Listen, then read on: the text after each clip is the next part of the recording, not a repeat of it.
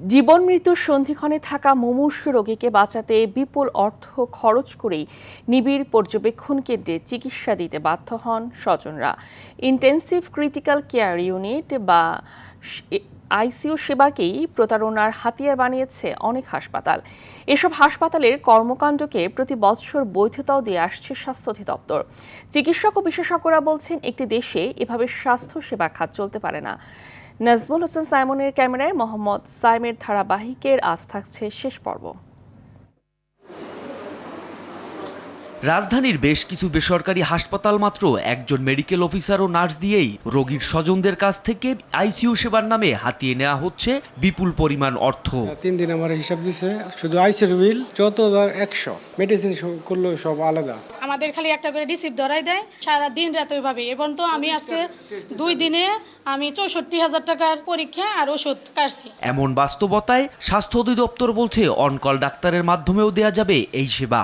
আইসিইউর জন্য আপনার নিয়োগপ্রাপ্ত মেডিকেল অফিসার থাকবে প্রশিক্ষিত, আর কনসালটেন্ট সাধারণত তারা অনকলে আসে, 1 নম্বর কথা। এবং যারা মেডিকেল অফিসার থাকবে এরা অবশ্যই প্রশিক্ষিত হতে হবে, এবং অনকল চাইবা মাত্রই একজন কনসালটেন্ট আসার মতো ব্যবস্থা থাকতে হবে তাকে। তবে সিভিল সার্জন সহ চিকিৎসকরা বলছেন, আইসিইউ সেবার মান নিশ্চিত করতে থাকতে হবে একাধিক বিশেষজ্ঞ চিকিৎসক ও পরীক্ষক। অ্যাডাল্ট আইসিইউ যদি হয় সেক্ষেত্রে আপনাকে অ্যাডাল্ট রোগী দেখার জন্য ক্রিটিক্যাল কেয়ার মেডিসিন স্পেশালিস্ট এদেরকে থাকতেই হবে। আর এনআইসিইউ যেটা, সেক্ষেত্রে পিডিয়াট্রিক্সের মধ্যে স্পেশালিস্ট ম্যান্ডেটরি থাকতেই হবে। সাপোর্টিং যে স্টাফ, 1 বেডের জন্য একজন নার্স আর 5 বেডের জন্য একজন স্পেশালিস্ট ম্যান্ডেটরি। একজন মেডিকেল অফিসার দিয়ে একটা আইসিইউ চলবে, এটা হতে পারে না। এখানে তো আমি প্রথমেই বলছি একটা টিম ওয়ার্ক, একটা মেডিকেল অফিসার দিয়ে হবে। এখানে কিন্তু স্পেশালিস্ট থাকতে হবে, আইসিইউতে কিন্তু স্পেশালিস্ট থাকতে হবে, মেডিসিন স্পেশালিস্ট থাকতে হবে, আপনার রেসপিরেটরি মেডিসিন থাকতে, অ্যানেস্থেটিস্ট থাকতে হবে। এটা কিন্তু স্পেশালিস্ট থাকতে হবে, 24 ঘন্টা স্পেশালিস্ট থাকবে।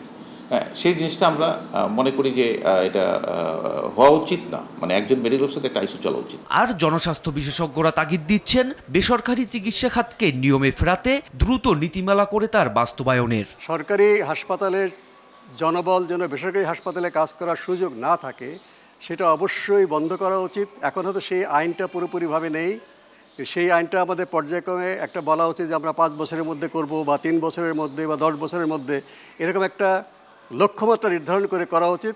না হলে এই বেসরকারি হাসপাতালগুলো নিজের পায়ে দাঁড়াবে না এবং মানুষ মানসম্মত সেবা পাবে না। দেশে বিশেষজ্ঞ চিকিৎসকের অভাবে এমনটা ঘটছে বলে মন্তব্য করেছেন স্বাস্থ্যমন্ত্রী। বিশেষজ্ঞ আছে, শর্টেজ আছে, বাট কভার করে নিচ্ছে।